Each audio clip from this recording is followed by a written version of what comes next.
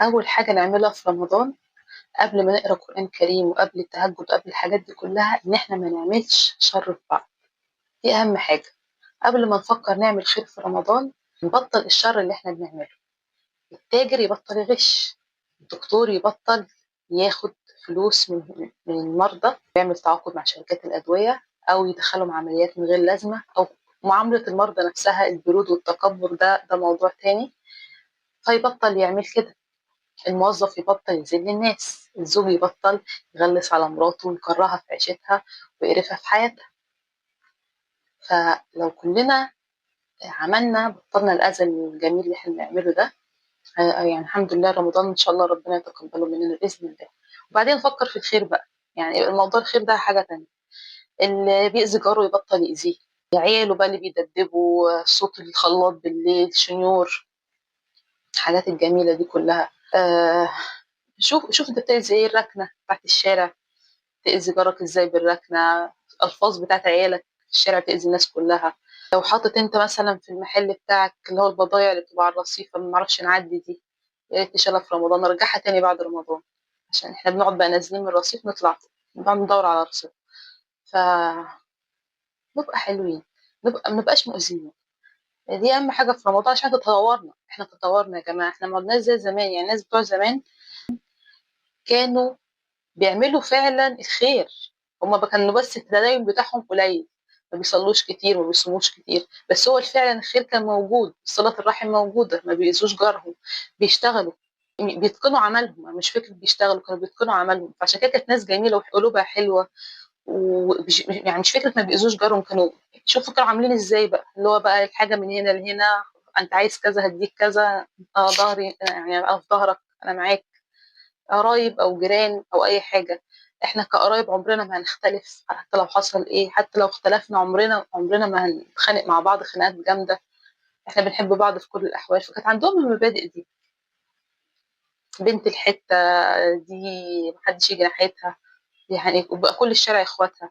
فالمبادئ الجميله الحلوه قوي دي كلها اللي هي المفروض في القران الكريم، واللي هي فعلا كانت اخلاق العرب والحاجات الحلوه دي، ما عادش موجوده. كانوا بيربوا عيالهم مثلا، يعني انت ازاي تكلم الكبير كويس، احترم الصغير، اعطف عليه. الحاجات الجميله اللي هي موجوده في القران الكريم هم كانوا بيعملوها، بس كانوا مقصرين شويه في الصلوات، فبيجوا في رمضان بقى بيصوموا ويصلوا وكده. هم بيحاولوا يعملوا خير. لكن الكلام ده ماشي، احنا بقى نصوم ونصلي، احنا بقى نعمل العكس بقى، اخلاقنا كلها وحشه، ارميها في اي حته، ارميها في اي حته. بس ما شاء الله بقينا بنقرا قران وصلاه، فهو ما ينفعش ده مع ده. ما القران والصلاه بتفكرك ده اهم. يعني صلي كتير وصوم كتير، بس الفكرة الأساسية إن أنت بيبقى عندي أخلاق. القرآن بيفكرك بكده. أنا ما بفهمش يعني أنت مثلا تقرا قرآن وبعد كده تقوم تضرب مراتك وتفتكر الموضوع رفاهية مثلا. يعني هو أنا خلاص قريت قرآن، فأنا الحمد لله دلوقتي أنا خلاص في الجنة. فلو ضربت مراتي، لو أذيت الناس في الشغل، لو أنا ضايقت المرضى، غشيت الناس لو أنا تاجر، ذليت الناس وأنا موظف، حاطط بقى اشغالات طريق بقى لو انا بقى تاجر بقى وحاطط البضائع بتاعتي، فالناس يعني مش عارفه تمشي في الشارع بسببي. انا كل الكلام ده مش هاممني، بس انا مخلص القران الكريم الحمد لله، ومخلص الذكر بتاعي وصليت التهجد. ازاي؟ فاحنا في حاله لما رمضان يجي يا جماعه ما ناذيش بعض. احنا بقى احنا في قصه تانية خلاص، واحنا بقينا خلاص بقينا مجتمع فاسد وبقينا فاسدين. عارفه الكلام ده محدش بيحب يسمعه. لو انت حما يعني خفي غتاتك على ايه، على مرات ابنك شويه، نرحمها حبه، ما تحطهاش في دماغك شويه الشهر ده. لو انت برضو مرات ابن بتبطلي فكره ان انا عايزه اعصيه على امي. لو انت يعني مرات ابني سويه، يعني مش فكرتك من زمان ان انا عايزه استحوذ على اللي قدامي او مش عايزه يشوف حد غيري، لا يعني انت فعلا شخصيه سويه، مش قصتك ان انا والله ست دي بخاف منها فربنا يكفيني شرها. بس انا في حالي، انت لو شخصيه مش سويه ما تعمليش بقى كده، يعني سيبيه، يعني خليه يزور امه، وخليه ما تبقيش بقى انت والزمن عليها يعني. ماشي الكلام للطرفين، كل واحد عارف هو مش متظبط ازاي، او يقدر يخمن. اللي هو على الاقل عنده غيره مش حلوه وعنده انانيه مش حلوه في الطرفين، مرات الابن والحمل. قيس على كده كل حاجه بقى.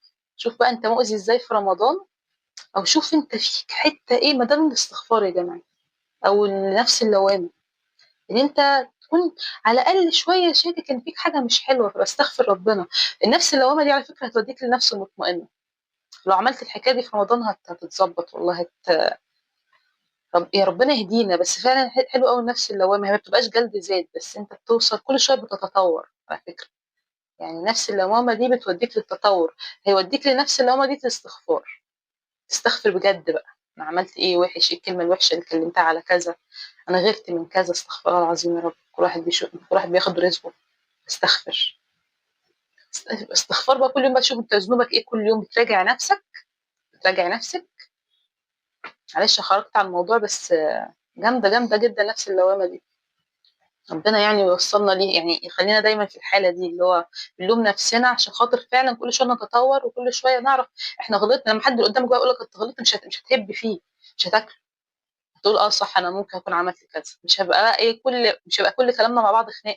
لو احنا فعلا كل واحد فينا عنده جزء شويه، او بيحاول شويه يبقى عنده نفس اللوامه دي اللي هو ربنا اقسم بيها. تمام. فكل سنه وانتم طيبين، ويا رب نخش رمضان ويبقى يعني نطلع من رمضان مبقاش شخصيات مؤذيه. يعني كل سنه مبقاش شخصيات مؤذيه. بس ولحد ما نوصل بقى مرحله احنا نرجع تاني زي زمان بقى، نبقى طيبين ونبقى نسال على بعض لو جيران. يعني في جيران ما بيقولوش لبعض السلام عليكم دلوقتي حتى. يعني ما بيبقاش بينهم غير الاذى وبس. عشان كده بقول لكم خلاص، حته الخير اللي بينا ما عادش، لكن هو الاذى هو اللي موجود. فلو عرفنا نكف الاذى ده يبقى حلو قوي، حلو قوي، حلو قوي. خاصه مع ثقافه بقى ان هو خليك بقى اناني، خليك مش عارفه ايه، خلي بالك، خد بالك، احذر. انت كده طيب قوي. خليك طيب وقوي. حلوه الخلطه دي برضه. هي صعبه بس حلوه. على الاقل هتوصل للجنه في الاخر لو انت طيب وفيك فطره. هتحافظ يعني بقى عندك الفطره بتاعت ربنا. لكن انت في ناس كتيره هي ولا محصله طيبه ولا محصله قوه. وعلى فكره اللي هم بيحاولوا يوصلوا له ده هو مش قوه وافتراء. واللي هم فيه ده مش طيبه، هي سذاجه. يعني برضه في فرق بين القوه والافتراء، وفي فرق بين السذاجه والطيبه. بقى انا بص انا عماله اسحب بره الفيديو بعيد. انتوا فهمتوا الرساله. لو عجبكم الفيديو لايك وشير. شكرا.